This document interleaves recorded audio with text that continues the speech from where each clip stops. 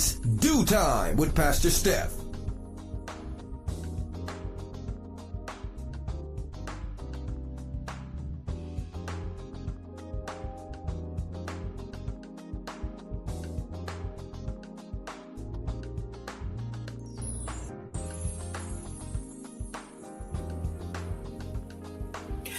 Good morning, and good morning. Rise and shine. You're on with this Do Time with Pastor Steph. How are you this morning? That's what I like to hear. For this is the day the Lord has made. Let us rejoice and be glad in it. So, where were you yesterday? Yesterday was Let's Talk About It Tuesday Church Folk Day. And oh, wow, we got to talking about them church folk. Yes, we talked about a minister out in Florida who was kind of getting his married on a little too much. Yes, this pastor, minister. Yeah, it does say pastor. Okay, I wasn't crazy. Leslie Williams, 62 years old, was on Facebook and promoting his brand new marriage. Yes, excited that he had gotten married, only for his friends to question, hey, I thought you were married. He says, I'm married now. I was married now. Yeah, well, unfortunately, after so many questions, he ended up taking the Facebook post down, only to find out that he was a bigamist. He had already been married. And that pulled him in on the radar. And the authorities then went after him. Yes. So he was officially arrested for bigamy. Yeah, that is illegal, by the way. Well, here's the thing. Not only was he married twice, but he is a minister who has some kind of book out about, getting married and your relationship, and he's counseling people, and he's known as an apologist and a teacher of the Word of God with relevant and timely messages for the body of Christ. That's what he claims in his book. And the other secret that's out is that he is known as being a member of the Village's home. Yes, there's a series of homes out in Florida where one of the largest retirement population actually lives. And they have been known to be swingers. They've been known to be public sexual encounter people. Yeah, remember like on Beauty and Black? Yeah, they were out of control. Well, so is this community, from what we understand. And they have unusually high rates of sexually transmitted diseases. Now, that has come up actually in recent articles and information that, nursing homes and retirement homes, literally, like people in nursing homes or people in assisted living homes, yes, it has come out that they have one of the largest population of sexually transmitted diseases. Now, here's the funny part. I guess at, some point or another, they decide, well, I'm going to do this thing and I'm about to be up out of here, and I might as well go ahead and live and not have protected sex. Listen, it just shows that no matter what you're doing or when you're doing it, at what age, you got to take care of yourself.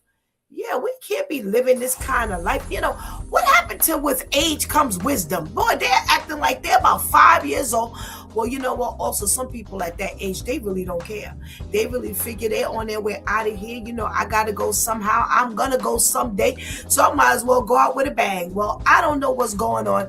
But here's the sad part about it is our God community is actually involved in this. Now, whether he's involved with being a swinger, whether he's transmitting sexually, or doing this sexual transmitted disease thing, it doesn't matter. Why? Because he has been snagged for to be a bigamist. So, either way, you twist it. And that's not the way the body of Christ needs to be represented. This is why people have no interest in coming to God. Here we are preaching, come to Jesus. He changes lives. And these lives are worse than the lives that are in the world. We are supposed to be in the world, but not of the world. So let's just check our behavior. Let's just check our habits. And let's check our surroundings. Can people say that we are the average of the people that we are around? And that average is this? If it is, you might want to get a moving card, because it just might be worth it. I don't know what it's going to take for us to get this thing together, that God is relying on us. Once we say we belong to him and we are in his kingdom, we are a part of his kingdom, then we have no business signing on for things like this. So that's how we spent our Wednesday. Our Tuesday, I advise you to go back and listen, because that was some kind of conversation. Pastor Vinny and Pastor Brenda, they actually know about that community and gave us a little heads up as to what actually goes on over there. So it ain't just hearsay, in other words. Okay. Well, today is Wow Wednesday, and we got our girlfriend Vivian hanging out in the wings, waiting to do her socially conscious segment. So go ahead and get that healthy breakfast. Go ahead and tell somebody, anybody, everybody that it's DEW time with Pastor Steph is on. And whatever you do, don't go anywhere, because we will be right back.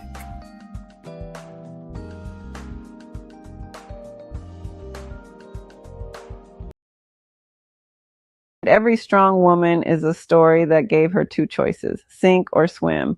People see the strength now, the confidence, the boundaries, the wisdom, the way she carries herself, but they don't always see what built it: the heartbreak she survived, the disappointment she pushed through, the night she cried in private, the seasons she had to hold herself together with no one coming to save her.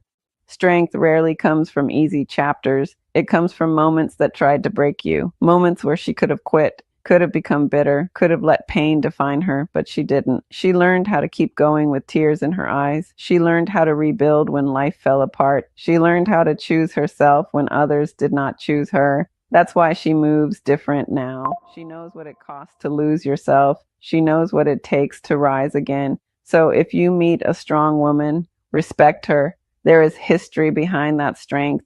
There is pain behind that wisdom. There is survival behind that glow. She didn't become this version of herself by accident. She became her when life asked, sink or swim, and she chose to swim.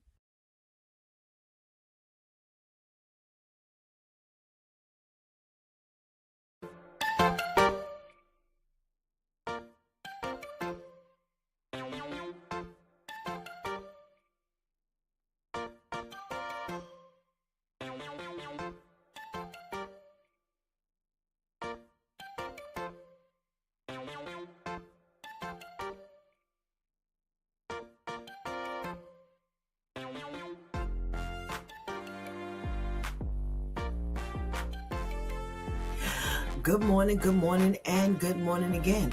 Welcome back to It's DEW Time with Pastor Steph, and it is Wow Wednesday, y'all. Yep, the day we get our socially conscious on with Vivian. Well, let's not waste any more time. Let's say good morning to Vivian. Good morning, Viv. Good morning. Happy Wow Wednesday. How are you, Pastor Steph?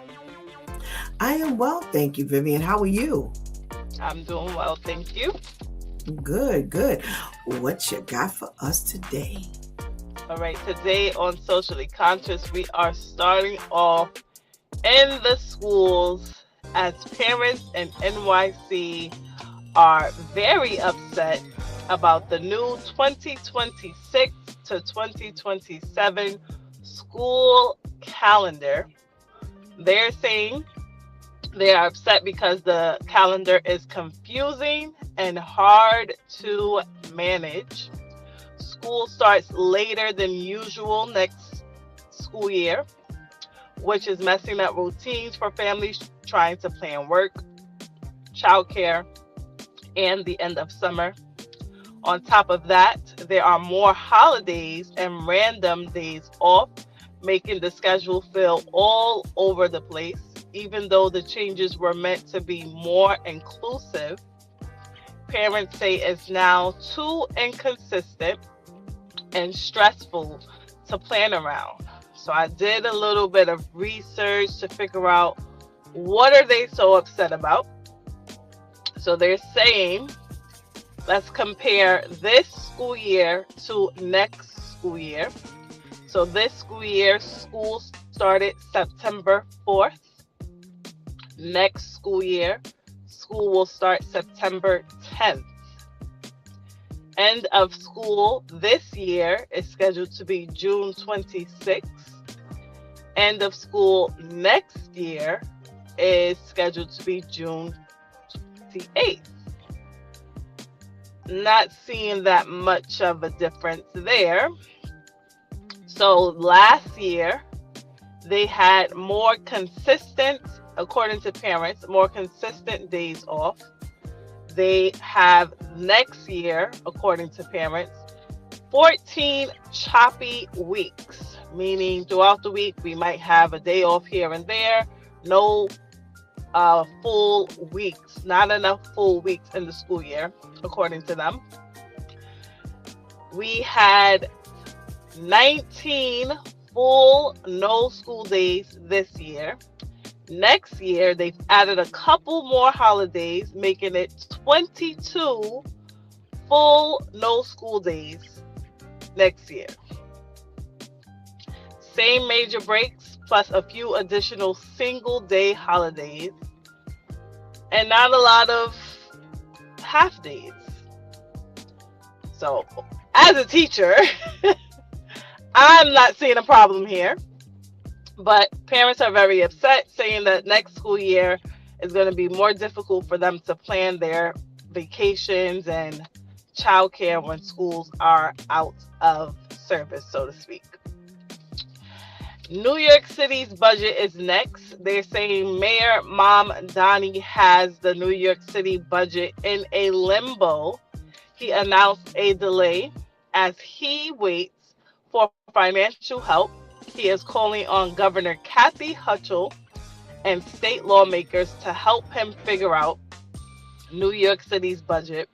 The city is dealing with a multi-billion-dollar budget gap, and officials say they don't know yet how much funding will come from the state, making it difficult to finalize plans. The mayor has originally been expected to release the budget by May 1st, but is now asking for more time while pushing Albany for additional aid. At the same time, state leaders are pressuring the city to cut spending. So it's just a mess. And we've talked about Mayor Mamdani and all his help he's giving to us, that a lot of people don't feel like it's help at all. And now we have him delaying the budget plan for New York City. They say the delay could have major implications since the city's final budget must be approved by June 30th before the new fiscal year begins. Until then, the situation remains uncertain, highlighting a growing financial tug of war between New York City and the state over who should cover this multi-billion-dollar budget gap. What a mess. Next, we have a woman out here breaking records. They're saying the new record is over 20 million single women in the United States now own homes, which is setting a new national record. According to U.S. Census and housing data, single women are buying and owning more homes than single men, and that number has been steadily increasing over the years. Now, they're saying the single woman category includes women who are divorced, widows, or have never been married, and this number reflects total homeowners, not just recent buyers.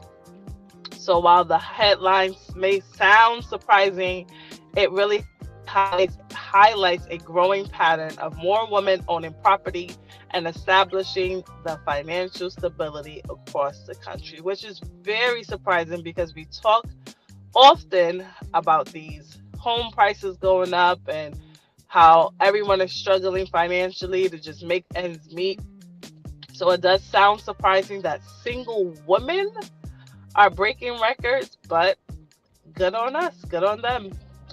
And now we have our wow story of the week, which is a Long Island woman, 39-year-old Christina Guzman, has been convicted after prosecutors say she threw a stick of dynamite at her boyfriend, 46-year-old Michael Williams, while he slept. Authorities say the incident happened following an argument. The exact details that they were arguing about has not been made public as of yet. I'm sure it is going to come out. Investigators say that Mr. Williams woke up to a hissing sound. When he found the dynamite, he tried to pick it up and throw the explosive out of the bedroom, but instead it detonated in his hand, causing devastating injuries and the loss of his hand and part of his arm. Prosecutors also revealed that Guzman has allegedly made prior threats involving dynamite, threats that the victim reportedly did not take seriously. And who would? This sounds like something from the cartoon. Where are we getting dynamite from? She now faces decades in prison following her conviction. Wow, what a mess. But this has been Vivian with Socially Conscious, giving you the news that we are following. And remember, if you have any wild stories you would like to submit, please feel free to direct message me on Facebook. My username there is Vivian BM, and come back every Wednesday to find out if your story has been chosen. Thank you, as always, to our loyal viewers and listeners, and thank you, Pastor Steph.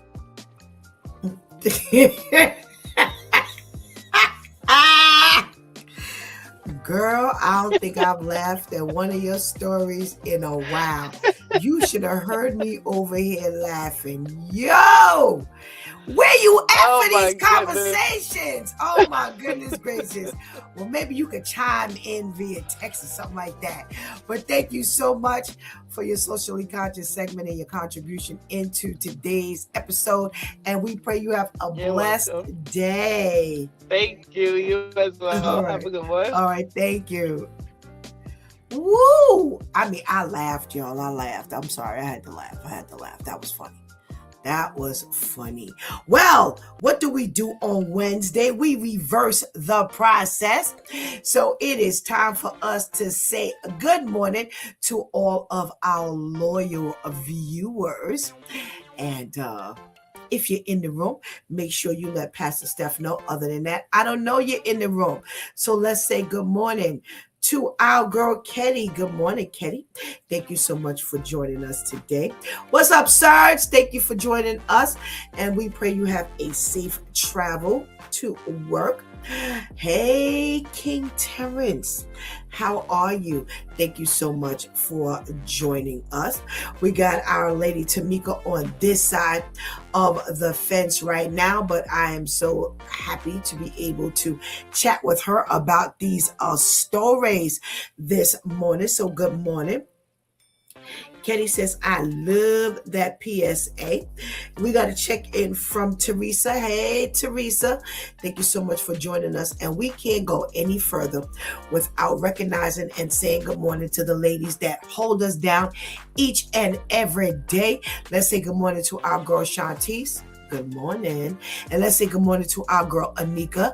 Thank you. Thank you for joining us this morning. And Miss Grace, if you're out there, good morning. Hope you're doing well and stay warm. It might rain today, so you're going to need that little raincoat. But we pray you have a blessed day. All right. So let's get our ladies on so we can get to chatting. Let's talk to our lady Tamika. Good morning. Good morning and a happy Wow Wednesday to you. How are you? I am well, thank you. How are you? I am good. All right, good. Glad to know that. Well, okay, Shantice, let's say good morning to you. Good morning, ladies. How are you? Well, thank you. How are you? I'm fine, thank you. Good. Well, Vivian did give us something to talk about this morning as usual. Well, one of the things that she brought up, the first thing she brought up, I'm sure we've all had this conversation separate and apart from its due time, as well as we've kind of chatted about this. Schools in New York City, moms and dads are very upset because the new calendar that has been revealed is not conducive to really being able to lay out a vacation schedule properly, or helping parents get that schedule kind of balanced out. Well, they are walking in the new schedule from 26 to 27 is walking into more holidays and random days. There's going to be some changes. Well, one of the things, there will be school starts normally a little earlier, but next year it will start September 10th. It will also end a little later, June 28th, they claim. They have a lot more days choppy. There are 14 choppy weeks where you have, kind of intermittent school on, school off. They have 21 full no school days because they're adding in more holidays to be inclusive of all the different nationalities and religious schedules. And our parents are really finding it difficult because now they have to rearrange, let's say, daycare or babysitting schedules for those who need it. Should this, be something that they're complaining about? Or should it be something that they should just fall in line with, Lady Tamika?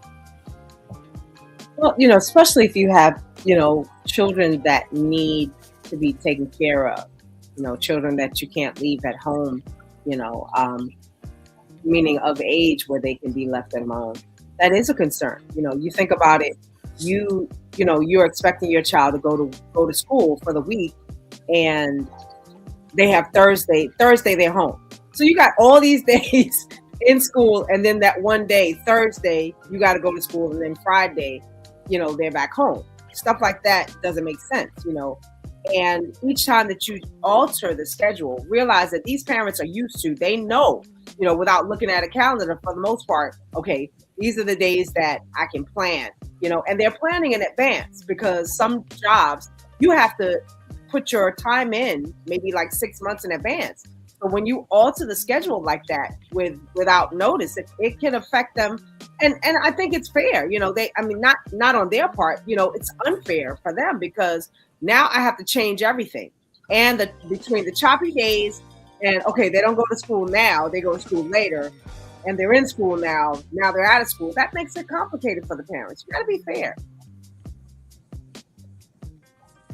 All righty. Shantice, Tamika says it's not fair. What's going on?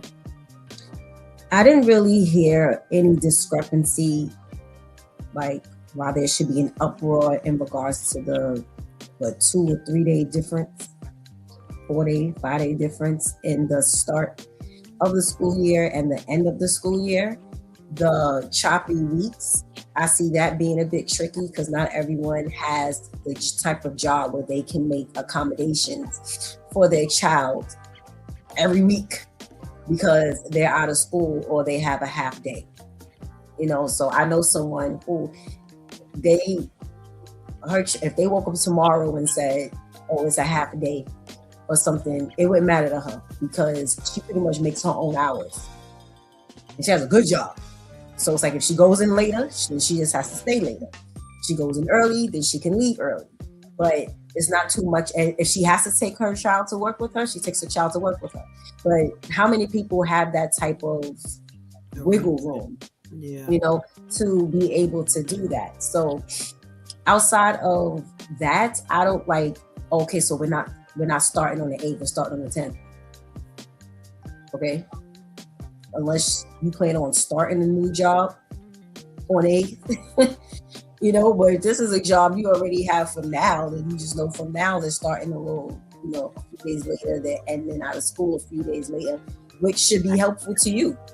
That's less days. You got 2-3 less days you have to worry about them for the summertime. So, but the 21 days within the school year, I could see that being a bit tricky for some parents. Okay. Viv says, I say hush up and take your kids. You have the schedule for the entire school year well in advance.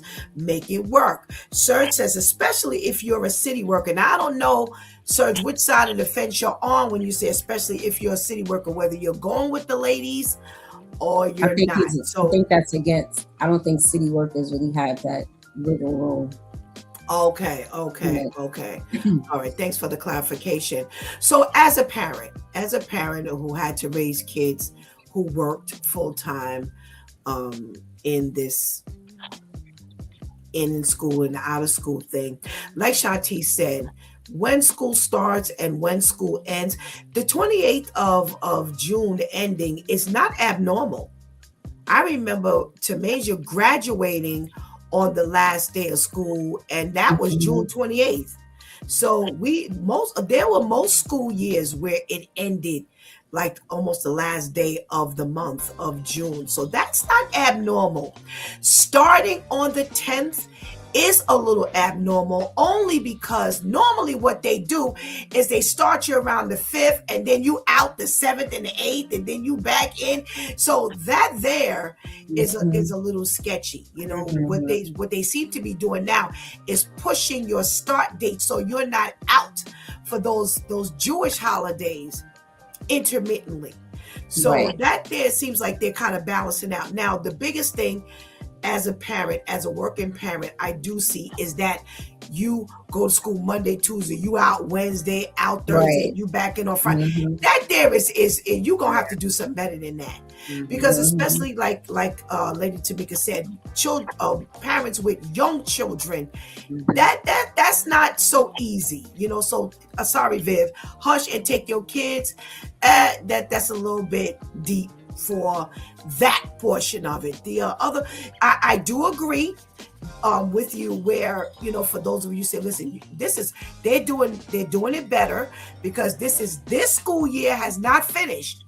So next school year, as a working parent, you do have well enough time to lay out your school year and get your babysitting arrangements.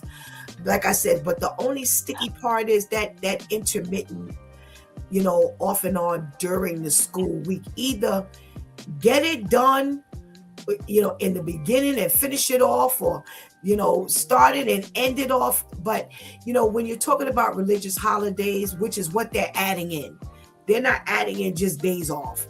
They're adding in school religious holidays. And what's happening is, it's not just for the kids. You have to remember, some employees have to, they have their religious observance. So maybe what they could do is, listen, here's my thing. I don't see no heavy influx of, let's say, Muslim people working in the schools where you got to shut the whole school down. That's what I was thinking. Why don't you just see if you can look at the proportion of teachers in versus teachers out. And maybe they have, maybe I'm not coming up with, this crazy idea or this great idea, but maybe if you weighed it out a little differently, you could actually balance it out where the school is not officially closed. I don't think you need to close the whole school, system down. If the kid, they're going to be school where children are going to observe, they ain't going to be there. So that's less teachers you need anyway, because it's less school, school attendees. So I think maybe if that were done, then you could cater a little more to a consistent week. I don't know. Y'all could tell me, maybe I'm the one who's kind of crazy. I was thinking the same thing, Pastor Steph. Like, why can't they just, if you're a teacher who is Muslim and now the Board of Ed wants to acknowledge this, then you just put in that I'm Muslim, so my name is on the roster that I will not be in attendance this day that day. But like you said, now the entire school gets shut down, and those who are not Muslim are now possibly inconvenienced because you want to observe this to give them off. And it's more of the opposite than them. Right. And it's not just Muslim. I'm not just I'm saying any, anything where you can balance out, this in and out of school. Because I'm sorry, as administrators, you really can't honestly say that this is not a convenience. You really can't say it because the administrators got kids too. Exactly. Right. So you gotta admit that this is kind of, a little, this sketchy in and out during the week is a little more difficult. So on those, the extra time when you want to acknowledge the extra religious observances, then fine, do so. But maybe you can work it out a little differently. Not only that, but here's another thought. Y'all tell me if I'm crazy. What about vetting some of these parents? They ain't got nothing to do. Well, So you need get to them go cleared. and be with the kids. Get them cleared in advance. You got enough time to do this thing. And didn't Vivian do something, ladies, where they said they were adding in more school aids and things like that, but you didn't have to have like previous experience and stuff like that? Didn't she she was the one who brought that? So then where are these people? Where are these people? Vet them early. That sounds like a great idea, and it sounds great if they was to go through the PTA, because you're supposed to be able to recruit parents to participate in the PTA on a regular basis anyway, and that would be a good way to have them cleared, get them fingerprinted and all of that already, so that when they're already working with the school in that sense, because when you're PTA, you're already involved in certain activities with the students. You're already becoming a lot more familiar with the faculty and the staff. So just get fingerprinted at the same time. And now, if, like you said, if it's needed, then come on over and can you sit in on the second and the third, because it's whatever holiday. So these set of teachers will not be in attendance on that day. And we need, even if you're not officially teaching, but it's just like when you have a substitute, and now you plan whatever activities, or we'll give you whatever activities to do with the children, so on. Or Pastor Steph, that will be a great opportunity for those of us DOE vendors who want to do things with these children. Okay. That will be good for us to come in and now, Miss Smith, you get to now come in and have your service or whatever it is that you do with the students on the second and the third, because this amount of teachers won't be in attendance. So instead of us trying to rattle our brain as to, can we find a substitute? What are we going to do with these kids?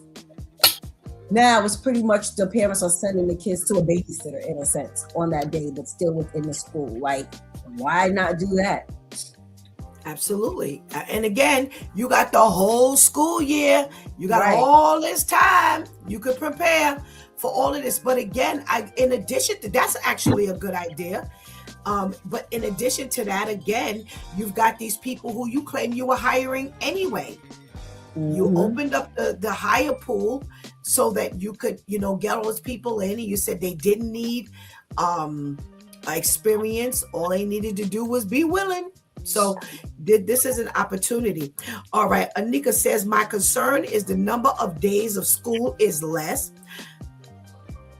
Our children are behind in every metric, and all these extra days won't be good. I see the parents' issue with these days out. Teresa says they always start after Labor Day is the 8th this year. Okay. Serge says what they need to is observe is the Bible. You know what, Serge? You're right. You're right, Serge. I don't know if that would answer the school days in or out for us, but that's a good idea, Serge. The Muslims, Viv says the Muslims are coming in heavy. From my experience, it's like 2 extra holidays. Get to your jobs early and let them know. So, like I said, the amount of days have definitely increased over the years. We've been saying, well, where were these holidays when we were going to school? Because we went to school. We went to school. We didn't have all of these holidays. But you know what? Whether they plan for the intermittent days during the week or whether they plan for they have enough time to do it properly. You can't just put all the onus on the parents. I'm sorry. And you can't put all the onus on the school. I'm sorry. It has to be a balance of, listen, let me tell you something. And I'm going to be honest. And this is room to open up this conversation. We didn't see the effects of giving these kids too many days out. Look at what happened up in the mall. Why? Because there were days out of school. Number 2, some of these kids ain't got nothing to eat. They have brought this up 1,000,001 times. Number 3, these homes aren't safe for these children. So the more you leave them in the home, you add more days into the home, leave them to the parents. We've been reading about leaving them to the parents. So there has to be some balance here, because there's a lot of things going on. We can't, like I said, we can't just put it all on the school. We can't just put it all on the parents.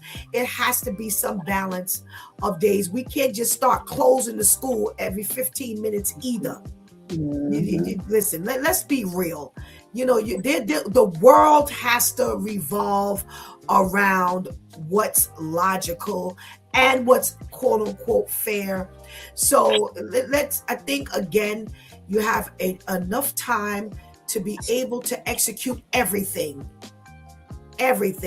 where there's a balance for both the parents, balance for the school, and to get it done right, where nobody feels overwhelmed or stressed out. So let's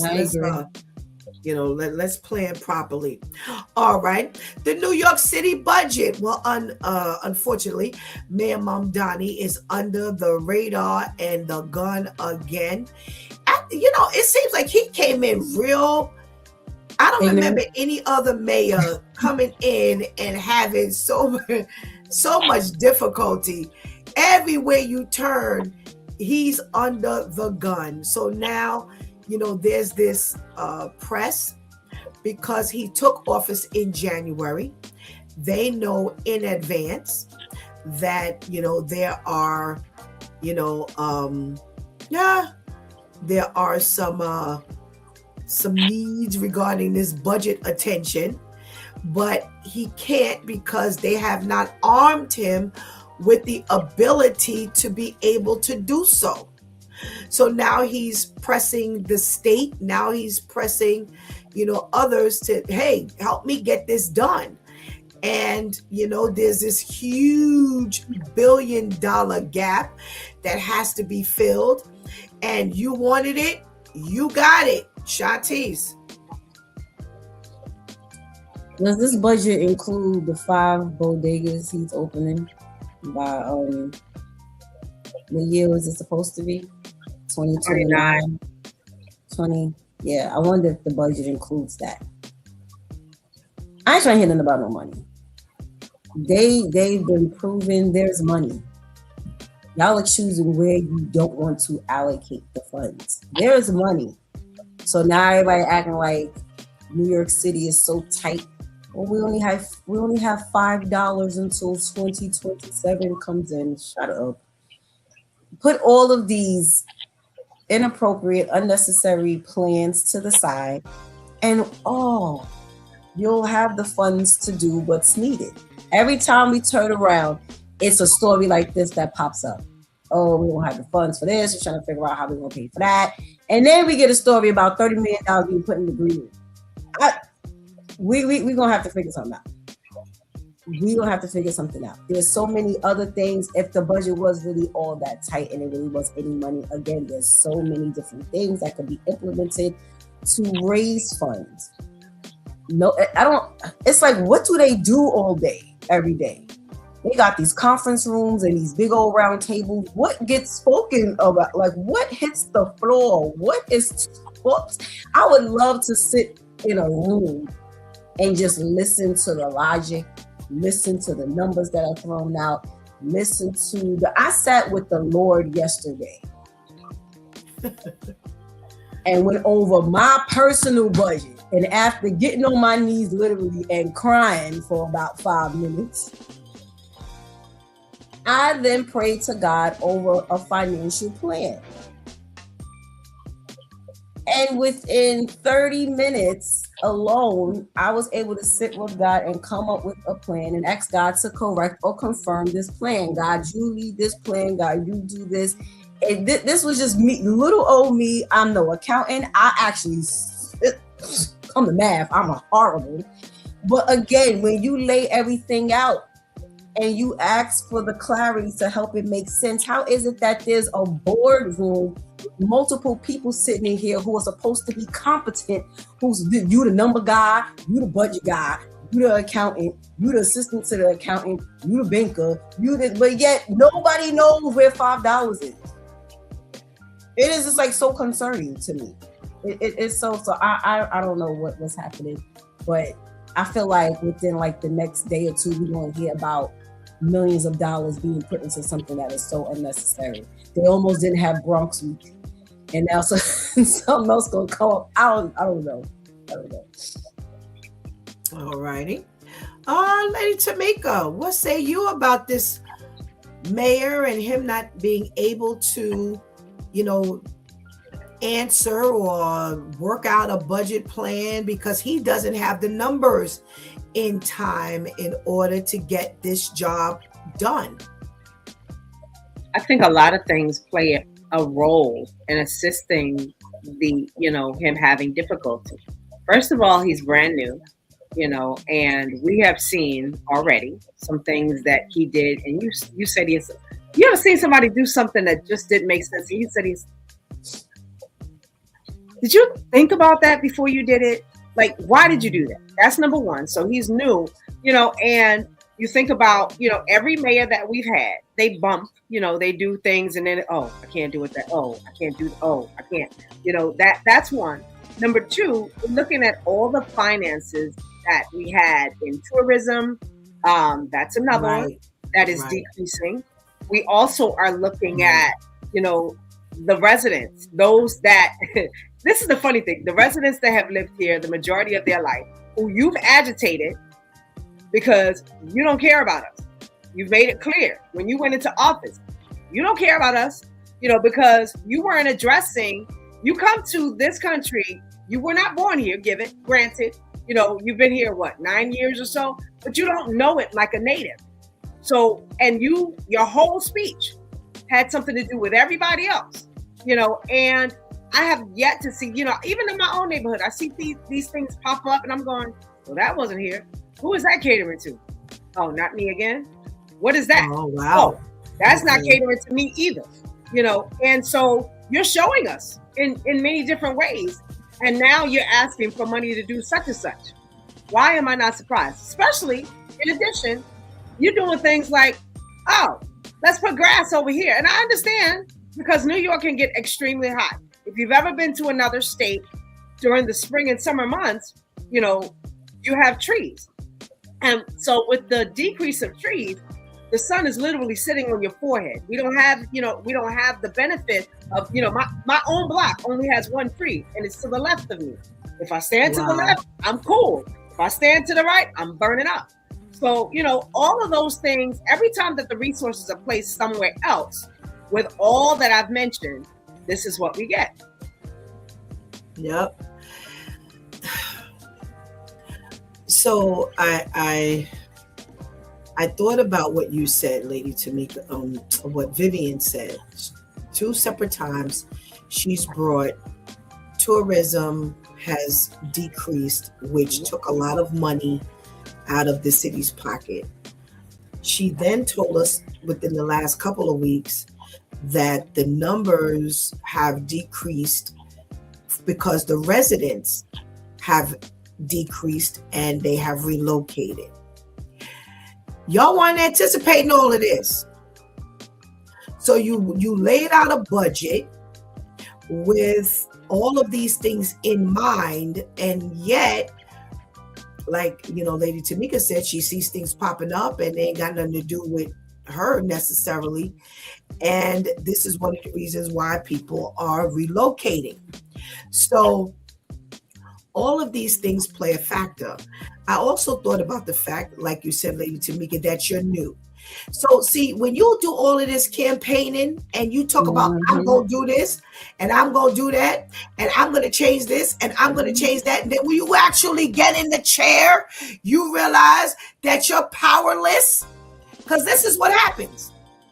You all this, I'm going to do this and I'm going to do that. And then when you get in the chair, they don't put the stuff in your pocket, in your hand that you need to do all of this and do all of that. Yeah, so now things shift and now you look like you coming up short. The other thing I thought about is you took on somebody else's job. Yep. And we all have gone to a job where we have taken on somebody else's job and it was a mess when we got there. And before you can do your new job, you got to clean up somebody else's old job. So see, all of this stuff actually plays a part in you being able to do your job. So now here you are, January, you took the seat. You only had 5 months until there was a budget put in your hand, and you don't have the budget. You don't have the numbers. You don't have a clue. And now you're reaching out to the state to help you. And if the state really don't like you, the state ain't gonna help you. So now you got a whole different monkey on your back that you've got to worry about. So you know what? When y'all campaigning, you asked for it, you got it. You went into office talking about how Adams didn't do this, how Adams didn't do that, how Cuomo couldn't do this, and how Sliwa couldn't do this. Well, now shut up. Shut up and stop. You can't even get them to hand you the numbers in time. This is what I'm saying. This is what I'm saying. Numbers. This is what I'm saying. You didn't set up in there. You didn't smash everybody else about how they coming up short and how they can't do it and how you gonna get up in there and make a difference, and you can't even get them to give you a piece of paper with $5 on it. You're not asking for the money, you just asking for the numbers. They won't even cooperate. But that's their job. And Hochul has been in that seat long enough to be able to arm you properly. She has. So who are your friends? Be careful. That's because his real motive was to hook his people up. So I could easily see him. Yeah, I could easily see him going in where he was supposed to be doing, like, paying attention to certain things from the very beginning, and you weren't, because your whole thing was, how am I going to help this group? How am I going to prevent this for this group? How am I going to get this for this group? And now that you have to do things for the city, now I was like, oh, I need numbers right now. And even though you should be able to get it right now, because again, there's a number person, so that's all they do is just sit and stare at numbers all day, every day. So if it's 7:55 and then at 7:55 and 30 seconds, I say, yo, I need that right now at 7:55 and 31 seconds, you should just be able to send it to me. But if your priorities were in line the way they were supposed to be from the beginning, then you wouldn't have to worry about this. How is it that you plan on opening 5 unnecessary bodegas, but you don't have numbers? So you didn't write it down and make it plain. So what plan were you coming up with? You taking this out your pocket? Where were the funds to open up these 5 bodegas? Right. How could you project anything if you didn't have numbers in front of you? How we hearing about this? But now we hear you can't have a regular budget meeting. But your 5 bodega plan that made the news. But you can't have a regular budget meeting. That is so concerning. Again, I think this is the braggadocious response. You know, you bragged and now they bragging. Who's really in control? And I would want this job. You couldn't pay me to have. That's why I say you asked for it. You got it. But it's, I don't know. It's this. The campaigning is always troubling to me because it's one thing to have confidence. But here's the thing that I think has been proven over and over and over again. Regardless of your intent, what you're actually able to do when you get up in there is something completely different. And that has been shown over and over again. Only Trump has been able to get up in there and just do whatever he wants to do. Right. He ain't worried about no approval. He ain't worried about whether you are okay with it or not, whether it's Democrats or Republican. He just does what he wants to do. The average politician does not do that. So that's why you're campaigning. You've got to have a level of humility. And that's what they don't have. They all go in smashing. And I remember when they were in the debate, one of the things, I don't know if y'all remember me saying this when we talked about the debate, one of the things that just irritated me was the smashing of everybody else. Yes, that no one was answering questions because everyone was so busy antagonizing their opponent. And it was like, well, will you answer the question? Yes, and belittling everyone else. Yes. Well, when he was in office, that's what he did. And when he was in shut up, focus on your job, the job that you want. And I said that. I said that several times. And this is why I say, shut up. Just be humble. If these are your intentions and they were asking you your intentions in education, then answer your intention on education. When you're talking about tourism, answer your question on tourism. But the first thing everybody does is, unlike Mary when she was sitting in the seat, right? She blew up the Empire State Building. Shut up and focus on what you. And this is why he walked in. Every time we turn around, this is actually worse than when Adams took the seat. I don't know if y'all remember. Yeah, Adams didn't come in this slow. No, Adams got slow as the years went on. He didn't come in with this much difficulty either. Yeah. And is this here? This ain't good. This ain't good. I'm not interested in what your shortcomings are in regards to someone else not helping you. Because from what you displayed, you were going to be Superman. So shut up and make it happen. And I think what they don't realize is when you make a move in any one of those positions, this is, you got to get in bed with people. I was done when we clearly saw it when Adams got in bed with Trump. I was like, oh boy. And I mean, there's a lot of alliances that you may not want to make for the benefit of something else, and I don't think he's seeing that, from the time that he delayed the snow day, you just got in and watch what happens now. Yep. You couldn't even determine. That's right. You had one job. Be on the safe side. And you know what? I have to apologize. I actually overlooked two comments, and it kind of so we can go back here. I will go back here now because that's actually part of the comments, Tamika. Viv says no, it's the same number of days. They removed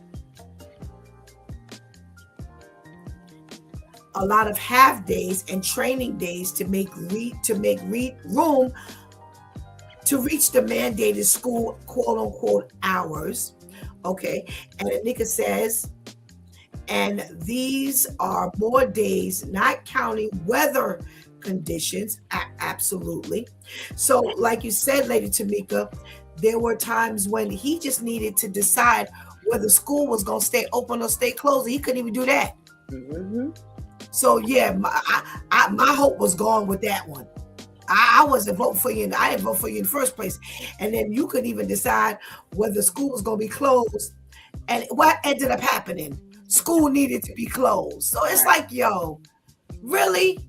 So, and you waited to the 12th hour to make that decision. I got kids.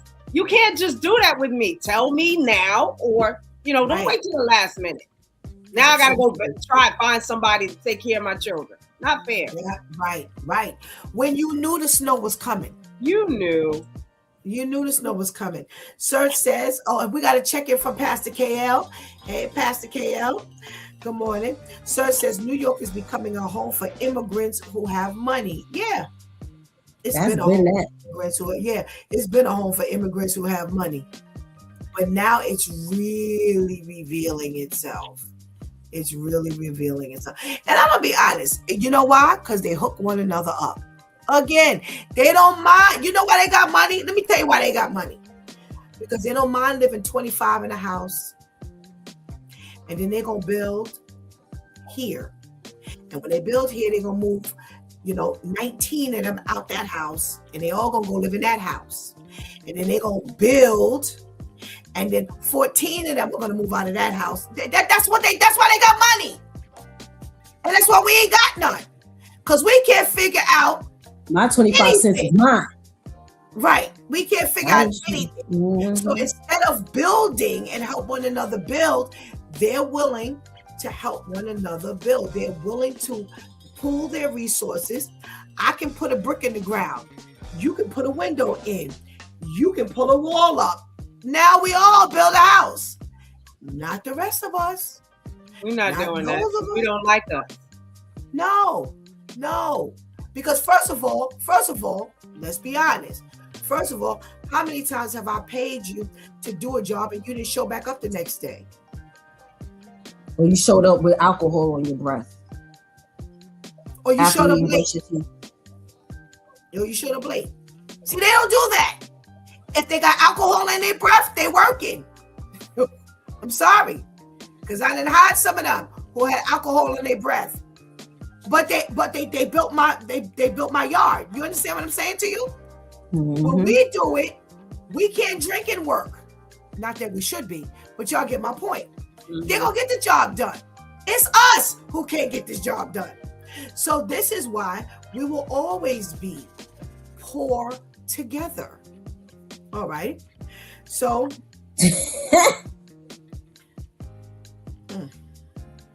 all righty. Poor together. All right. Speaking of which, now I don't know about you ladies, but I brought up I thought of some things when Vivian was giving this next story. Women breaking records. She says over 20 million single women in this nation now own homes. Amen. They have broken new national records, buying and owning homes more instead of men. This includes women who are divorced, women who are widowed, and women who have never been married. Lady Tamika, what you thinking? Because a couple of thoughts came through my mind when Vivian was giving this particular story. Woo! These women have had their life. They recognize, or they've been involved. Either you lived your life and now your husband is gone, or you've been in a relationship and you realize, this ain't gonna work. So you just decide to pull your resources together, deal with your hurt, your wound, and I'm gonna move. I'm without you. I'm gonna go handle my business, and it's just gonna be me and my children, whatever the circumstance is, and I think it's beautiful, and I've seen areas where women are helping women, honey, you're gonna have to get off of that situation, get up, pull yourself by your bootstraps and make it happen.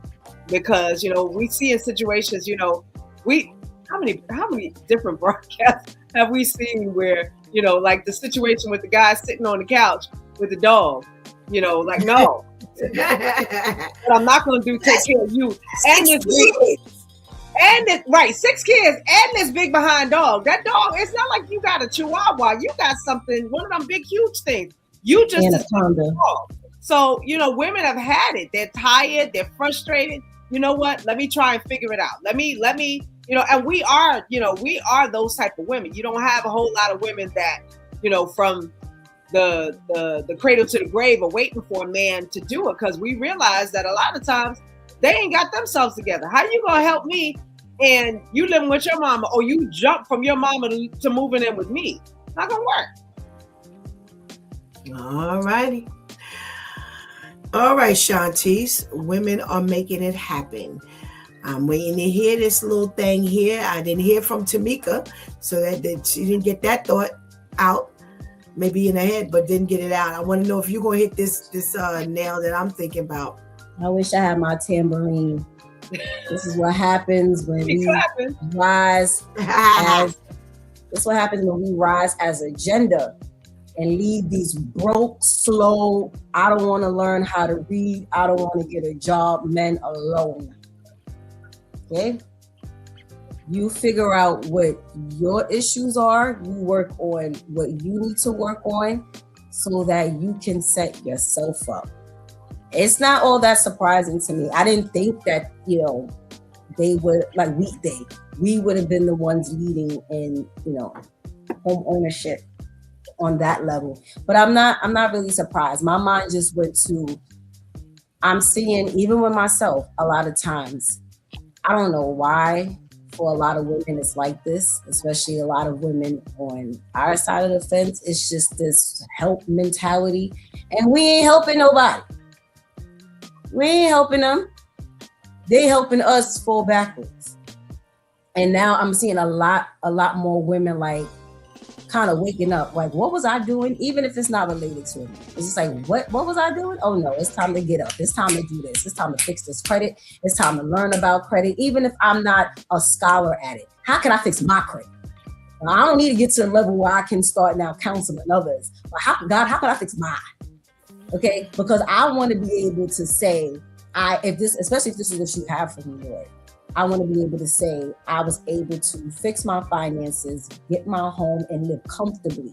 Not sweating on how I'm gonna pay the mortgage, not praying that a doorknob don't come off because I can't afford a new one, all that, but be able to live comfortably. And I see that unless you as a woman prioritize what God has for you and stop helping these people who really don't want to be helped, you're not going to make the list of the 20 million women who are now homeowners.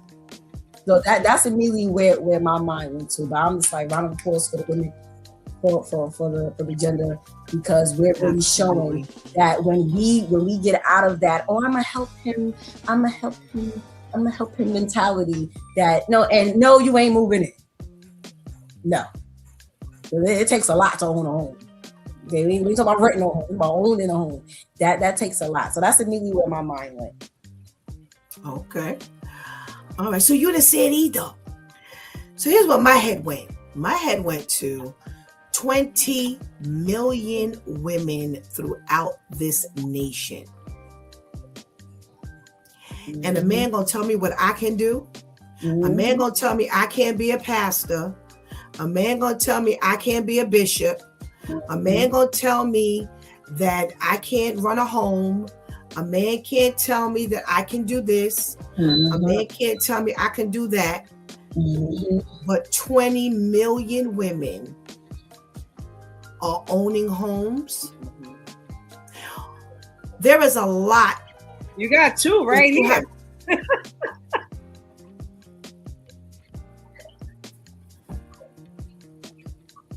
One who's learned how to run and still learning how to run a home. I'm sorry. You have lost your ability to say anything to me. Women can't be president. Women can't. Women can't. You have lost all your ability to say anything. Mm-hmm. I recently had a conversation where someone said to me, a woman should not be a bishop. And I said, don't talk to me. Don't talk to me. Now, when I said don't talk to me, it wasn't because I'm striving to be a bishop. Because I don't want to be no bishop.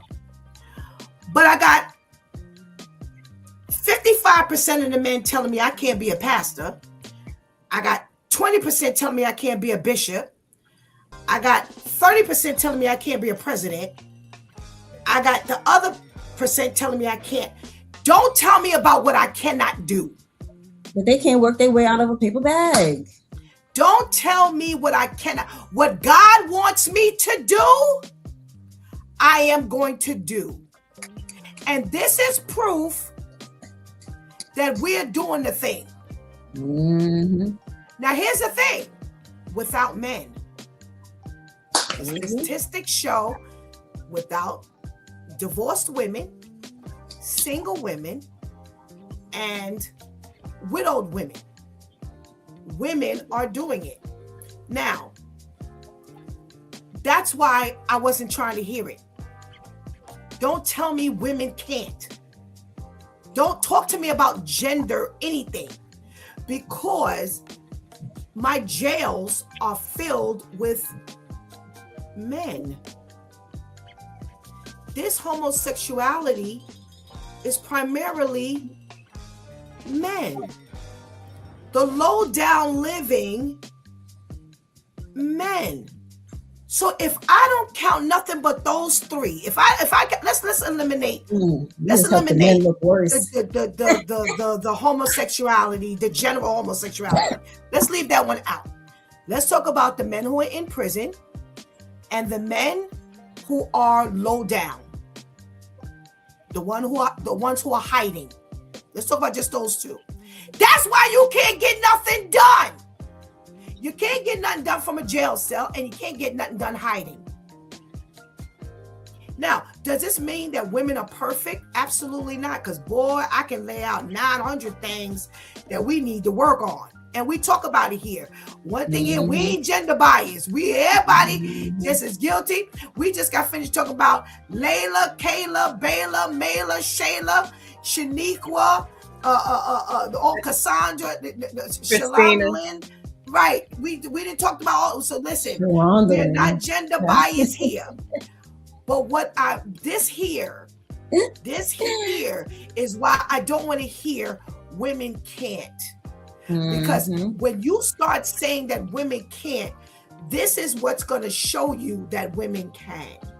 And I think what's happening is, whether you're coming from a biblical angle, whether you're coming from someone who's just gender biased, in all honesty, for me, I can't speak for you two, and we could have this conversation because we got some time. It all gels for me. Am I making any sense? Everything just kind of gels. When you say women can't, I don't hear nothing else. Because I just watched a whole entire nation go into the toilet because y'all didn't want a woman in office. 2 times. Not because she wasn't capable of doing the job. Not even because she was necessarily black. Because you did the same thing to Hillary back in the day. This is why we are now in Trump world. Because nobody voted. We had even our own men, our own black men. Women can't. We don't want women. And that's why we in the toilet right now. Because y'all would rather see a man who, whether he was eligible, worthy, capable, y'all just gave him the ticket because you didn't want to see a woman. A woman can't. Now, can I be honest? That woman couldn't have done no worse than what we're living in right now. Please tell me 5 things she could have done worse than what we have suffered through since January of 25. She couldn't have done no worse. So now we've got the proof that women can. Now, it doesn't mean that a woman can be a bishop because women own the home. No. But I'm saying for Stephanie, no, just shut up. Just shut up. Shut up. Shut up. I paid a price to be a pastor because I didn't want to.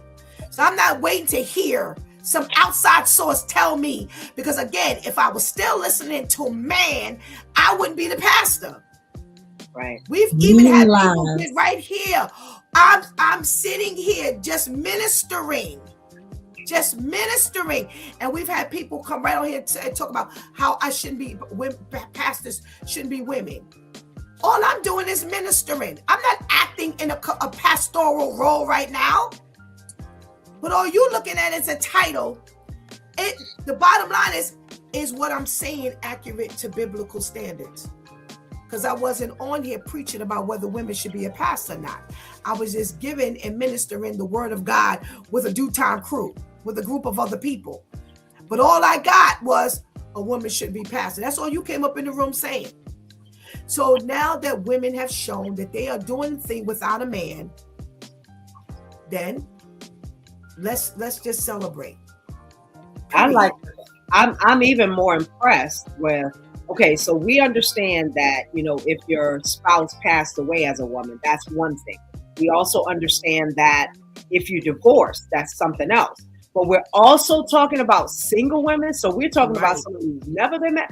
Ooh, that's beautiful. Like she just said, okay, you know what?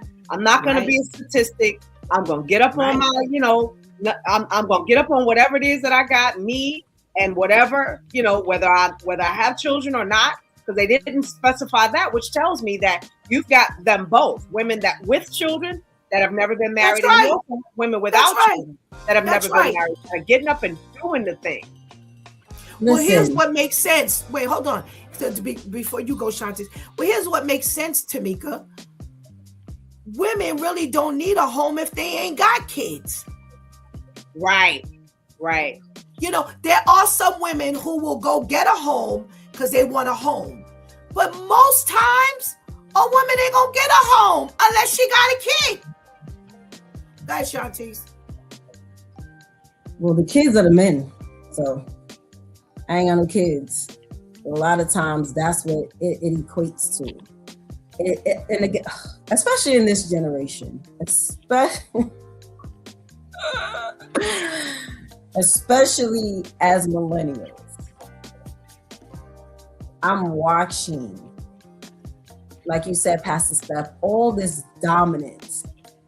And yet at the same time, I'm so puzzled because again, I'm like, but you ain't never played with puzzles. Because how you don't know how to put this piece with this piece, but yet you sitting here trying to dominate something. You're so busy trying to say how things should go that you're not paying attention to the work you need to do. How you can now move into being an asset and not a liability. Because we all start off as liabilities. Because we're all born as a baby. Someone has to care for you. When you learn to then step out of that and now become an asset, that's a big thing. And now women are not with waiting anymore. They're not with waiting for, and then again, so let's even talk about the regular circle of life that the world tries to condition and beat into our heads, right? So if I'm following the world's system and formula for life, I'm supposed to go to school, I'm supposed to graduate, go to college, get a degree, get married, get a career. I'm supposed to run the home. You're supposed to bring in the money. Bringing in the money is the easy part. I can go and punch a clock. But now I'm supposed to structure the funds, allocate the funds. This is why the city's funds is messed up. I'm vicious man. Allocate the funds, make the funds stretch, make sure that the money goes between the mandated bills, the luxuries like food, clothes for the kids, extracurricular activities for the kids. Then you want to go out with the boys. Your boys got money, but you don't. But now I got to figure out what kitty I'm going to go into so that you can go to happy hour. But ain't nobody happy during this hour because we ain't got no money. But you want to sit up at happy hours. Now I got to figure out how to pay the Con Ed and the gas after the mortgage. God forbid the doorknob come off. Then we got to go to Home Depot. You know, it's like the woman is supposed to do all of this. But you feel like the man because you're bringing home the money. And now us women are sitting here like, well, wait a minute. I can go get the money too. So now I'm making the money and with the skills of already knowing how to structure and organize. Because I've had men say to me, like, yeah, I need a woman because I need somebody to help me structure. I need somebody to help me, you know, keep my finances in order. And it doesn't mean that they're not men who can do that. Because I've been in a relationship where the man was a little more disciplined with the finances than I was. But at the same time, that main structure for the most part, the woman does that. So now women are like, I ain't waiting for you no more. I'm not waiting. And see what the men are not realizing is once you see a woman who done did this on her own, on her own, what you think you about to go do? See how this woman sitting here holding these keys? You think it's going to be easy for you to get a copy of those keys? I think not. No, because she didn't realize that all the dominance that you're trying to put over her head as far as you being the breadwinner, she's able to be that too. So no. No, you know that. You know, again, I agree 100% with you ladies. And I think that, you know, let's talk about the stuff that Vivian has brought to the table. She's brought to the table how childcare has exceeded tuition. Being able to go back and forth to work. She's talked about the fact that, you know, the food and, you know, a home is like washed out with bills and taking care of the kids, you know, is something that requires work. Think about all the things she's talked about over the past couple of years in regards to the home. And to think that most homes are single family homes with one parent, with the woman being the one who's, you know, still in the home. We do know a lot more men have stepped up and they have their children, and, you know, kudos to them, you know, for doing so. But the majority are still single parent homes, which the mom is the one. And to think that you know, God has allowed you to raise above all of those things to actually be able to own your home, you know, that's a lot to really be happy about and to celebrate, because the odds are against us. Plain as simple as that. You know, the odds are against us when a man walks off and says, well, I'm taking the coat and I'm taking the couch and I'm taking the window. You know, how many of them have pulled that garbage? Not the window. Right. You know, they leaving about, they separating, and now they're going to take everything they brought with them. You know, that trifling kind of stuff. You know, forget about remember there was an Instagram post where the guy was in the refrigerator.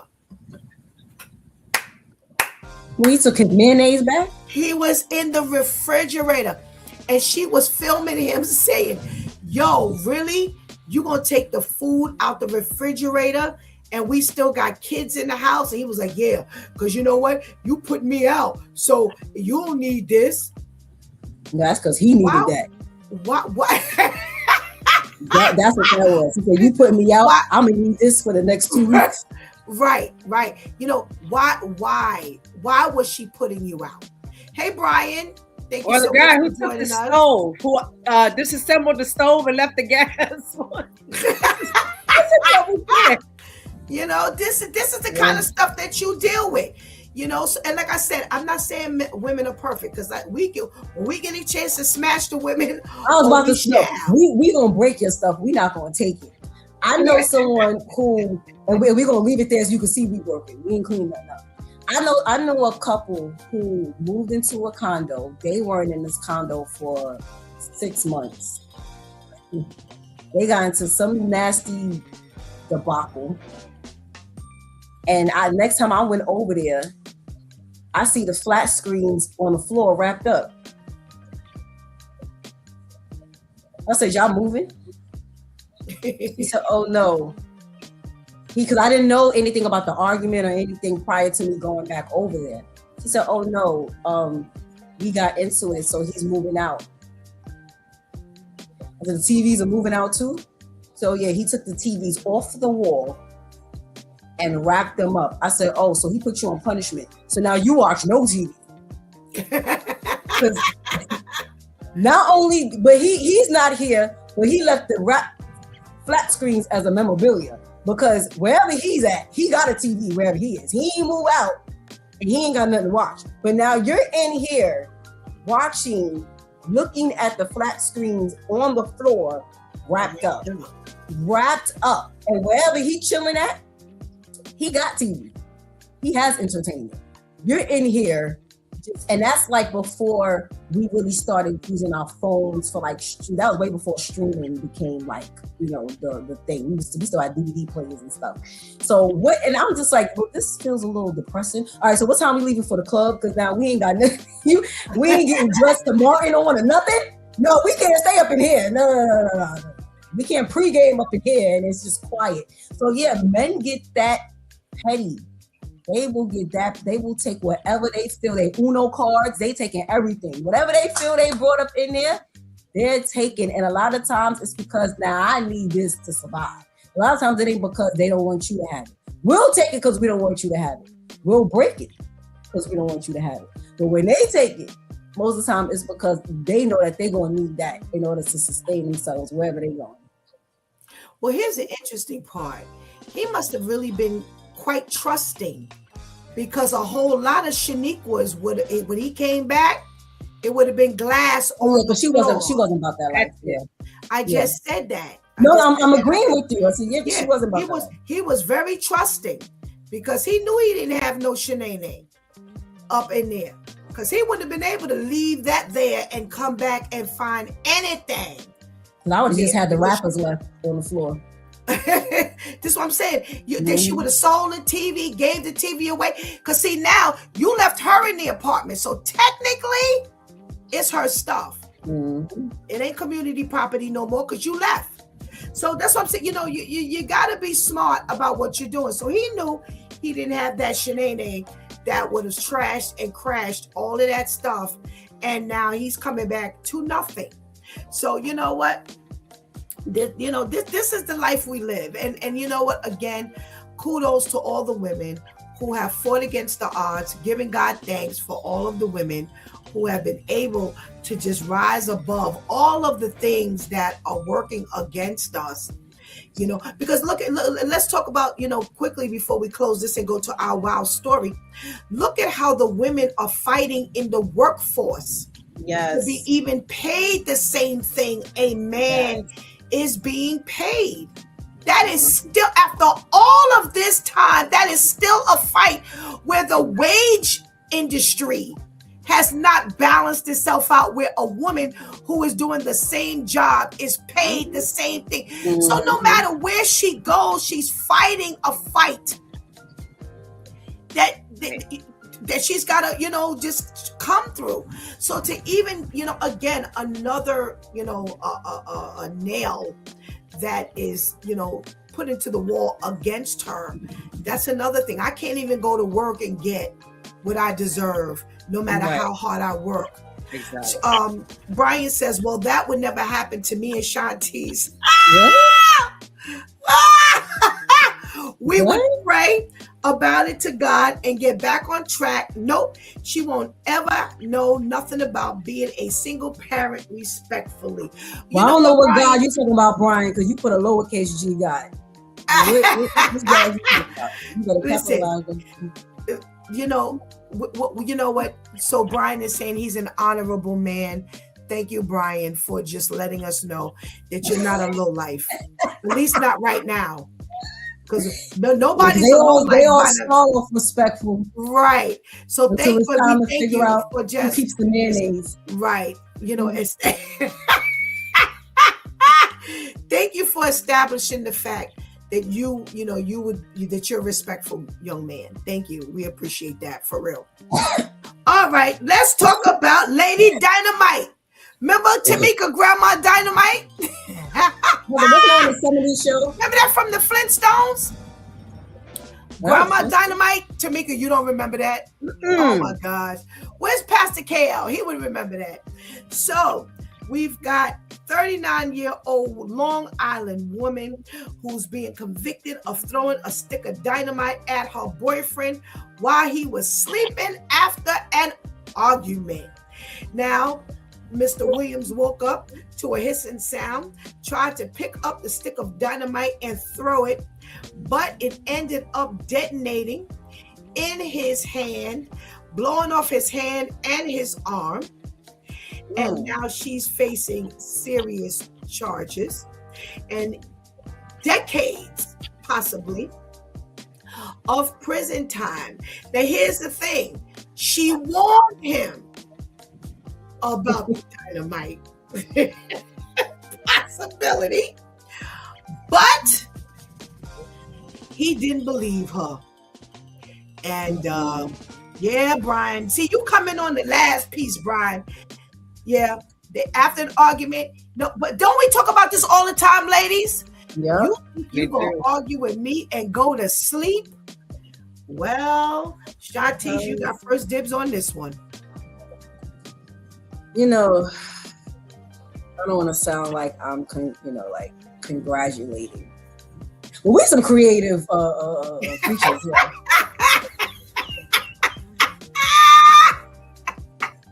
I'm not praising this. Disclaimer, I am not praising this. I'm just analyzing the situation. Oh my God. Be creative. Because where did you go and get dynamite? You came to the other boroughs and went into my alleyway and bought that dynamite. The alleyway where they're playing dominoes in the garage, and you found out next to the bootlegger, there's somebody who sells dynamite. And you said, you know what? And let me tell you, she didn't buy it for that particular argument. She bought it for a prior one and said, but you know what? I'm going to reserve this. She didn't just buy that dynamite. Oh, yeah. Oh, yeah. That dynamite been sitting there for a while. Yeah. And it came out for a time such as this. Because she warned you. That's when she bought it. When she warned you. She warned you. Oh, my God. And said, do it again. Threaten me again. Say it again. Act slow again. Quit that job again. Whatever you did, again. Whatever you did again, before you had a chance to do it again, you were warned. And let me tell you something about people. I don't put nothing past nobody. No. If you say, shut up before I trip you down the steps, you will never walk behind me down a pair of steps. Ever. I don't care if it's one step. No, you will never. People out here have shown how many news stories, how many shade room posts are we going to have to see before we think we can underestimate people's stress. I don't put nothing past anybody. I remember going to sleep around someone and woke up and they were just staring at me. Check this out. You don't go to sleep before me anymore. Okay, and it's only by the grace of God that we can both blink at the same time, because people are just unhinged and people don't give their thoughts over to the Lord. I keep telling y'all, that's the only thing that separates us. That's the 30 degrees of separation right there. It's whether or not you say, Jesus, take this desire one to go buy that dynamite away from me, please. I hand it over to you in the name of Jesus. That's the only difference, because we done all thought of something worse than the dynamite. See, this was light compared to some of the thoughts I done had.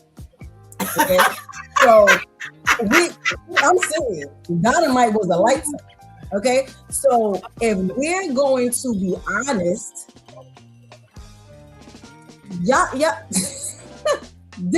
both of y'all was just unhinged, because she said she was going to do something like anything, not even if she didn't say the dynamite in particular, but she said the dynamite and you said, silly you, and went to sleep. And you woke up to some hissing and was flabbergasted. And instead of you jumping up, you thought you had to. Now you don't know how long it was hissing. You were asleep. It could have been hissing for 5 minutes. You woke up at 5 minutes and 20 seconds, and you thought you was gonna pick this up and throw it where? Where were y'all living? Throw it out the window?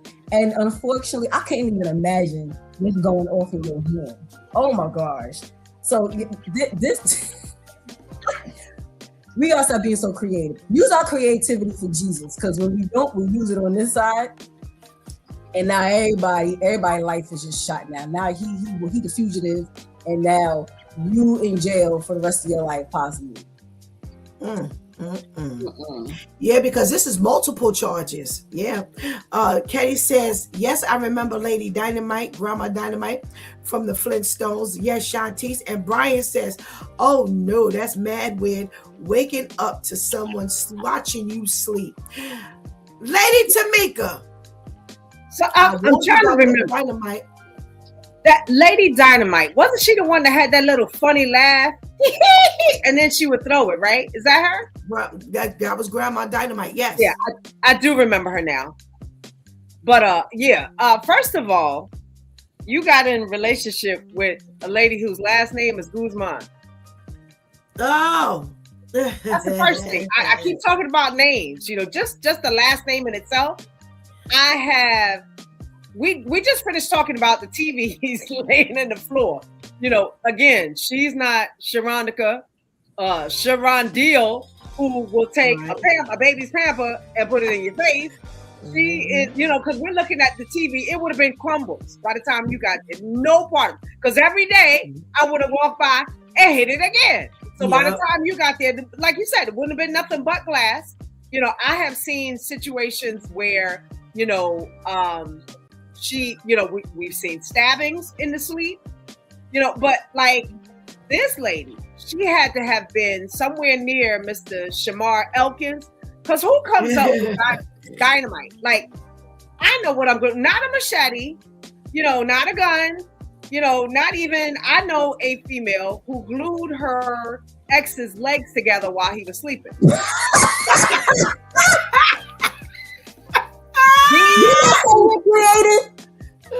are the things that we do.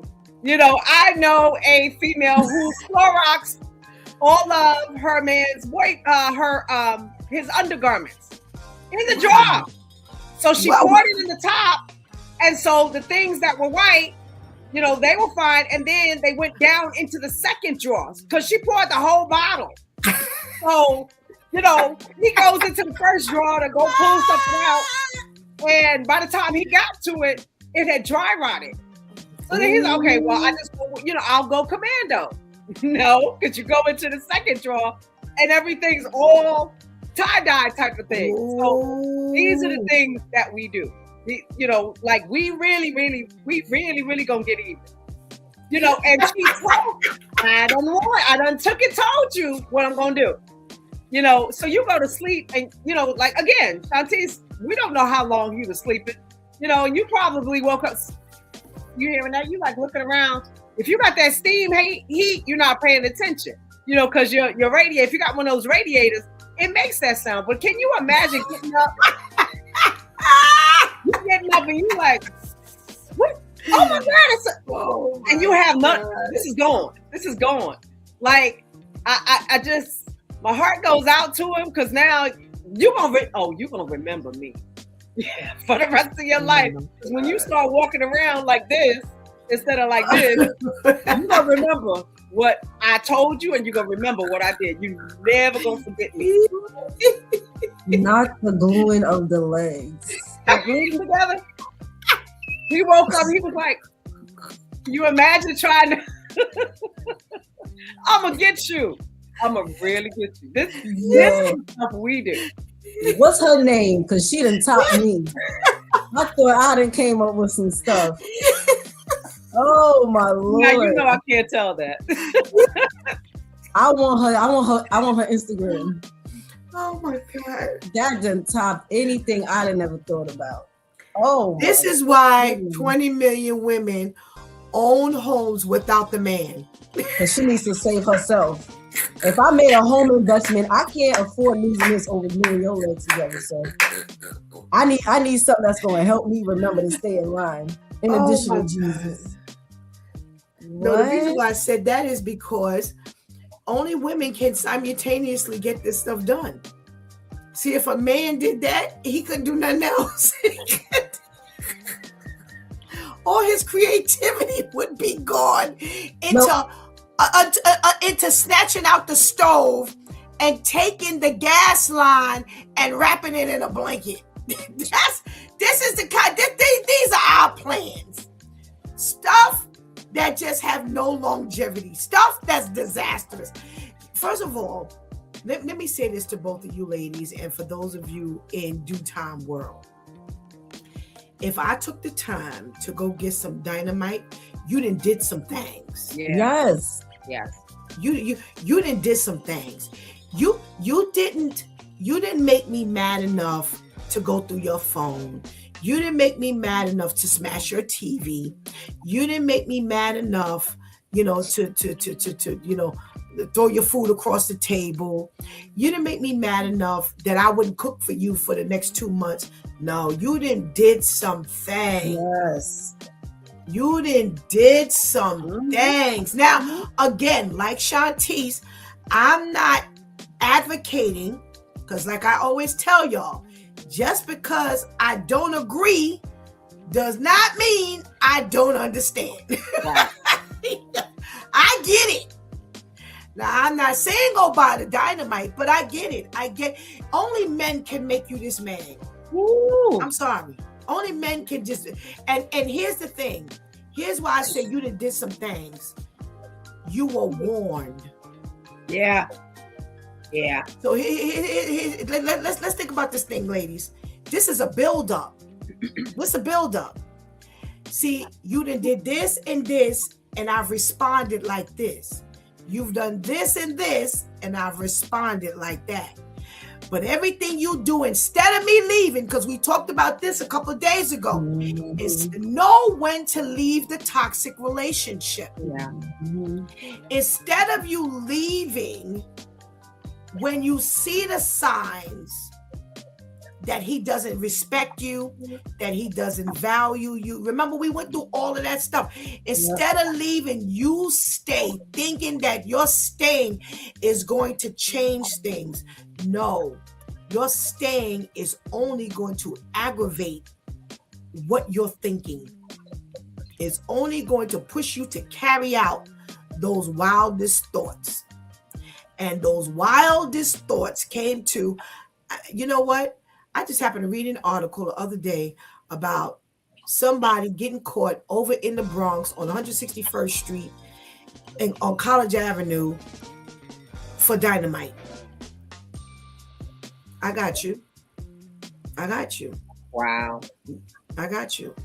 I'm saying that was on do it no reserve. more. Don't do it no more. Don't do it no more, because I got some dynamite for you. And we talked about this all the time. You thought you were going to do your damage and go to sleep. We did the story about the woman who he was sitting there reading the book with the grandson. And she came, and what did she do? Throw something on him or shoot him? She did something and went and laid down. She didn't went and did what she did and went to sleep. And it said that she had been drinking at the time, and no, that was because he did some things while they were drinking, and he thought he was going to sit and parlay with the grandson. She did shoot him. She shot him because it said she shot him right in front of the grandson. So she was going to eat that charge right in as well. So he did some things.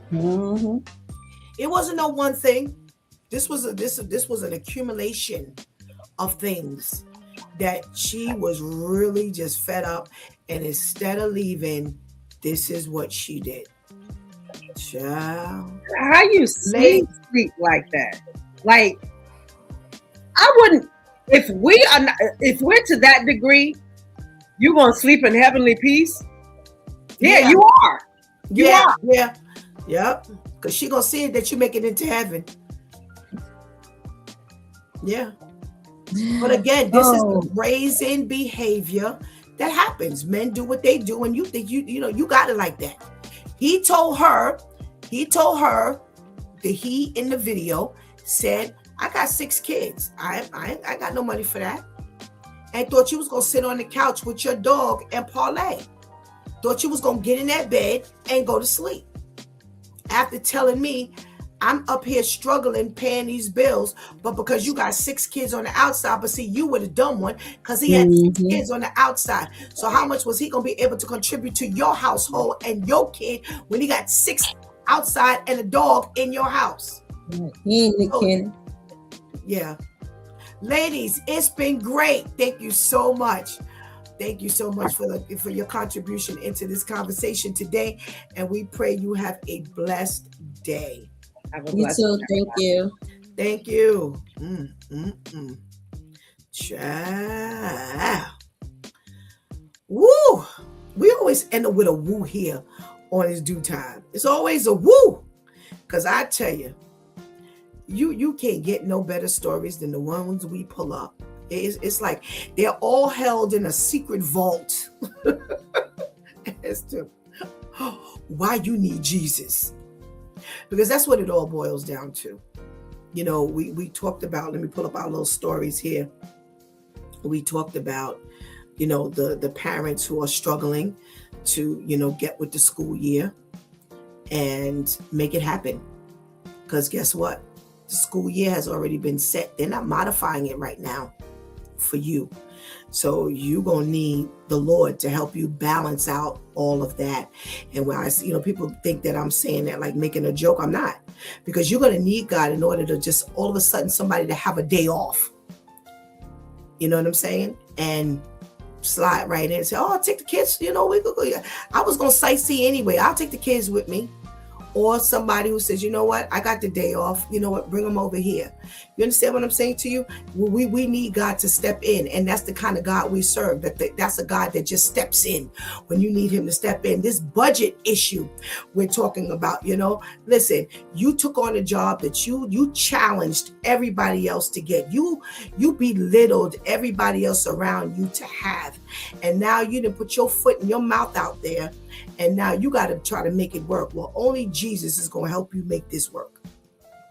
Because see, now you got to show up. Can't show up by yourself.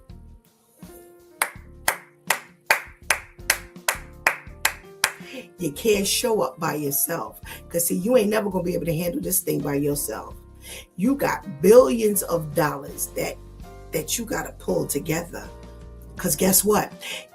You've just inherited. They're just handing you a budget with $1 billion that you got to pull together. Only God can work them numbers, baby. Only God can work them numbers. Because see, we serve a God that whether your deficit is $100, $15, or billions, he's got the plan. He's going to make it happen. We talked about, what else is here? Women breaking records. Women breaking records. They are able to do far more abundant than anyone ever anticipated, believe you can, or want to see. I talked about the fact that, someone told me a woman can't. I don't care whether it came from the Bible or not. I just, no matter, see, here's what the thing was. And that's why I said it had nothing to do with it, Bishop. Hey, I don't want to hear nothing about what a woman can't. Because see, I was told that I was fearfully and wonderfully made. And if men were doing their job, women wouldn't have to do the things that we are forced to do. And when I'm hearing this from a man, oh, you didn't already got silenced. I don't want to hear nothing about what a woman can't do. Because if y'all were to step up and do better, and it may not be you per se, it may not be you might be a great man. We have our men on this due time. The one thing I love about these men, they have no problem telling you about their former life. But they are here with former lives to tell you how great God can make you. I love every one of the men on Due Time Crew because they are men who are holding it down. They are men who are good husbands. They are men who are good fathers. Not because they started out that way, but because they gave their lives to the Lord and God has molded and crafted them. So I'm not saying it's necessarily the man, you as a man, but just men in general, just your counterparts have crushed what we have tried to do and have made our determination. You've been pushed as a woman into a level of determination where you're not trying to hear what a woman can't do. Plain and simple as that. And see, here's the problem. Because I know my proper place. You understand what I'm saying? So although I brought up the issue of a man told me I can't be a bishop, and he brought me biblical foundation as a man can be. There are other things that are in my ear. There are other things in my daughter's ears. There are other things in my counterpart's ears where a man is telling her she can't do. And now here's the problem. You've silenced that. So even if a man were telling you, now your level of determination is soaring now. And unfortunately, because of what has happened, women are trying to do things that they shouldn't try to do. All because they've been told that they can't do, and because they've been suppressed. And there is, a determination to keep them from being able to do it. So now you got some women in an opposite direction. So like I said, I'm not out here trying, because that's what I ended up saying. Listen, I ain't trying to be no bishop, so it don't matter to me right now, whether I'm just going to try to go biblical. But I'm sitting in a world where I'm watching my sisters struggle because because they didn't put their faith in God, and they put their faith in a man and a man's word and the promises of a man and the dream of having that family and that partner that's going to do what he said he was going to do, are now stuck in a cycle. They are now in a deficit right now. Now, will they emerge? Absolutely, they can emerge, because we're looking at 20 million who have. So I hope you are finding my context in which I'm speaking properly, that I'm not just ranting or raving, but I'm actually making sense. Now we move on to Lady Dynamite, who again, you didn't push and pushed and pushed and pushed that she warned you. Pay attention. It said she warned him. That meant that something happened that she didn't like, that was unjust. And again, go back. This is why we discuss things here on this Due Time. Because on Monday, we just got finished talking about at what point, ladies, do we just pack it up? Whether we pack it up mentally, emotionally, physically, literally, when do we pack it up and say, you know what, before I go down this road, before I let you mess me up mentally, before I let you mess me up emotionally, before I let you get me to a certain point, because a lot of these things, we talk about it all the time here, the flags are there, the red flags are there. You didn't already seen here about nothing. But we hoping and praying that if we, just stick it out, he'll change. And for some men, it has happened, but it may not happen for you. And if you were to be in tune with God and give your life to the Lord, then there would be some level of discernment as to when to hopefully said that, as to when to pack it up. And we talked about Shamar Elkins along with Christina Snow and Shaniqua Pugh, the two women who were shot in the face before this one man killed all their children. So neither woman was left with any children. He wiped out the whole entire line. Now, not that she can't go have more children, but that line is gone, because those were the children that he made. Because somehow or another, he was mentally unstable and you stayed with him. You did not pack up when it was time to pack up. Then you could have possibly been a part of that toxicity. Because we talked about the mentality of women like that. You know, I got one up on you. Yeah, you may have his ring, but I got his baby. And you may have his baby, but I got the ring. And women can be extremely silly, petty, toxic. So we're talking about the toxicity of life. How are we climbing out of this mindset? How are we climbing out of this lifestyle where we are giving our lives to God, where He can make the difference, where He will make the difference? Because see, those of us who have given our lives to God, we got a form of life. There are things that we sit back and we say, did I really do that? I can tell you, I'm one. I said, oh Lord, Stephanie, did you jack that up? But had you answered God's call earlier, you wouldn't have been there to make that mistake. Your mind, your head space would have been different, where you wouldn't have made the same decisions. So this is why, and I keep telling our young people, this is why God is grabbing you as young as possible. Because I keep saying to them, you don't want to look like them, do you? You don't want to look like us, do you? I wish God had snatched me. Because I'm going to be honest, the introduction was there. But the level of appeal now, the level of God like grabbing now is different than when it was back then, when I was their age.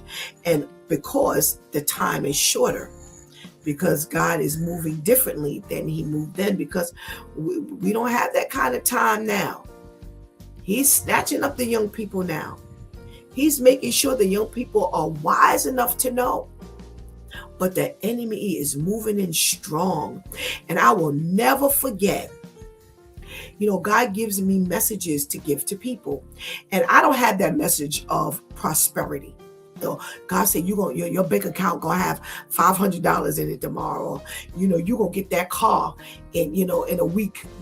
Those are never my messages. My messages are always messages of, listen, you need to fix that because God says this is coming down the pipeline, or something is coming down the pipeline and God needs you to move in this direction or step into that position or stop doing this or move here, move there, or pay attention to what you've done. It's destroying you. Step out because it's going to really destroy you.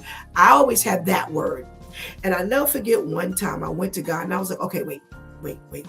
Every time I turn around, you're giving me messages of urgency. You move. You got to move now. You got to move now. You got to move now. Do it now. Why?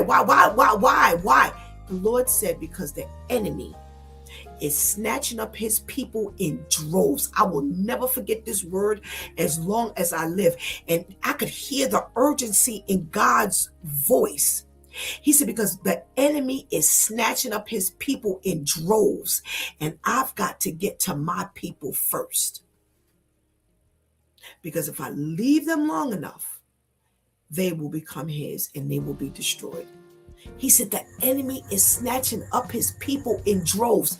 Can I tell you that was about 2009, 2010. Here we are at 2026.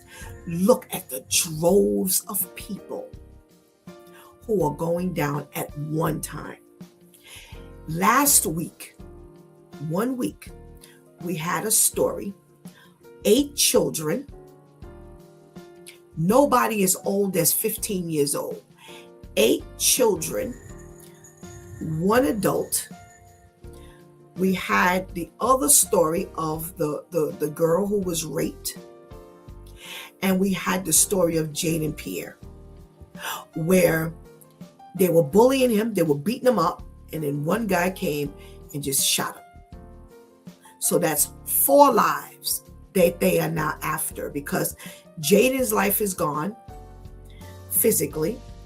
The shooter, his life is gone pretty much for the rest of his life, because they're going to give him life. And the 2 who were beating him up are going to have to serve time. So here, how many do we count in 1 week? And that's all 3 news stories. We're not counting the rapist who they caught in the store in the gas station because the gas station attendant stepped in. 1 week, 3 stories. And God said to me, the enemy is snatching up his people in droves. Why? Because his time is shorter and shorter and shorter as the days go on. And he has one goal: to kill, steal, and destroy. Let's go back to last week's 3 stories. Did he not kill, steal, and destroy? He killed numerous people. Numerous people. Kill, destroy. Did he not destroy lives? He destroyed lives of the parents of Jaden Pierre, the parents of the shooter of Jaden Pierre, the parents of the 2 people who were pummeling that boy. He destroyed the life of the raped girl. He destroyed the life of the 2 women who are now shot in the face. One still got a bullet lodged in the face, and both of the women don't have any of their children. Destroyed, kill, steal. Didn't he steal lives? Didn't he steal joy? In 1 week, 3 stories. That's all we did. That's all this broadcast covered. We're not covering all the news stories. I'm sorry, that was in 1 day.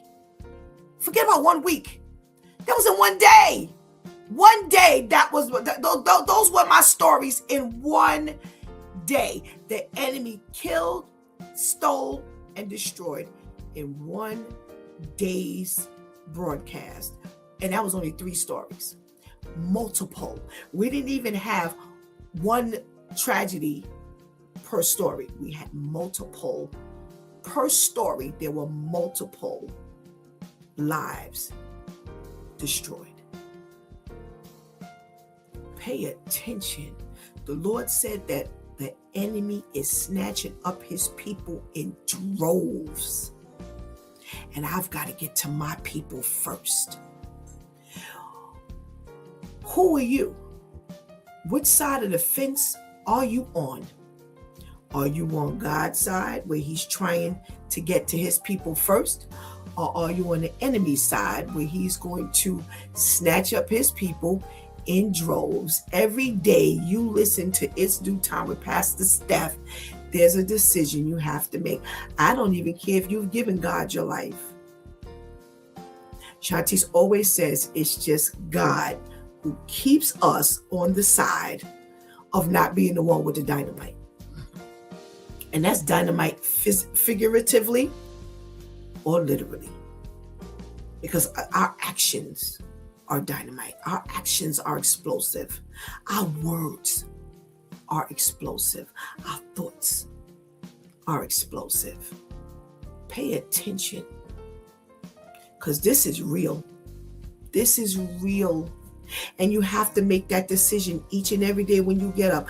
God, I give you my life all over again.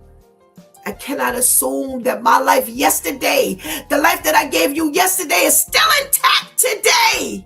Because I still have to operate in my own flesh. I still have to operate in my own spirit. So I have to every day defer, and every multiple times during the day, I've got to defer to your spirit. Now, if I haven't given you my life, I don't have your spirit inside of me. Because that's the GPS of life. That's the GPS that we need to live by. What decision are you making again today? Or what decision are you making at all today?